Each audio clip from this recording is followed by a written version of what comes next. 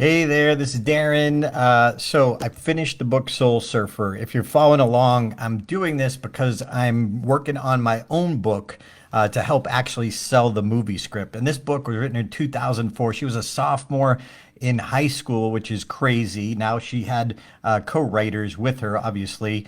Having professionals do that is super cool. So I finished reading the book yesterday, and she just said some things, and want to share this because it might help you as a speaker, as a presenter. She said, I think a lot about my accident and how it has affected the lives of people around me.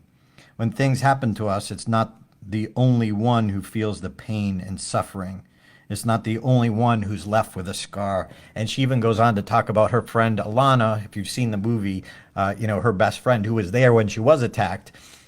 It was realizing that even though she had her arm bit off, Alana still had nightmares for a long time and still had never surfed the same way again and in the same areas because of what happened to her best friend, Bethany. Sometimes when you and I make decisions, we don't realize it's not just for us, but the ramifications, the circumstance of those decisions.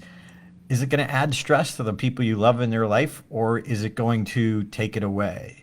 Like, the decisions that we make matter. And so obviously the shark attack wasn't a decision, but it's how she reacted to it.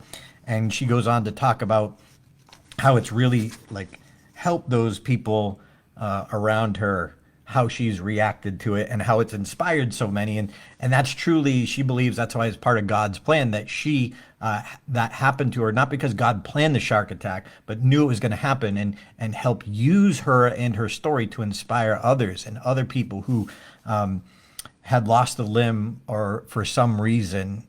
And so anyway, I love that she tells a story. It's a great book and a very inspiring book, by the way. Even if you've seen the movie, it gives you some different insights.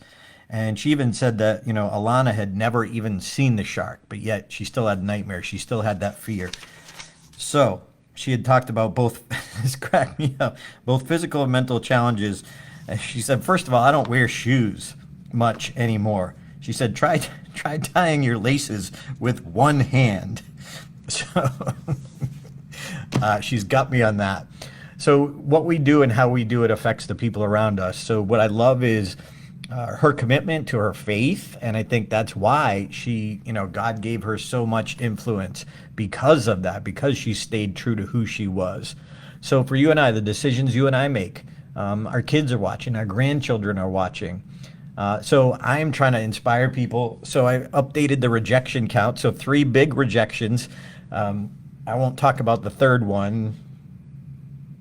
Just there's a specific reason. I don't want to call anybody out on it. But anyway, so 40 pitches sent, 8 conversations, 18 letters sent, 39 scripts distributed, and 14 to Hollywood influencers. So I'm trying to up my rejection account. So if you got a big dream, up yours, up your rejection count. It's just part of the process. So we've got to learn to accept it and move on. Jia Jiang, great speech. If you've never seen it, TEDx talk about what I learned from 100 days of rejection. Great, inspiring. He spoke, keynote speaker, both NSA and Toastmasters back in Denver in 2019, I think it was. So anyway, I hope somehow these videos are helping you. If you watched last night's video, I'm sorry. I was out at the pool and I was trying to hold my phone, and horrible camera work, but I did it. Today, your dream, did you do what it takes, even if it's not perfect? See you tomorrow.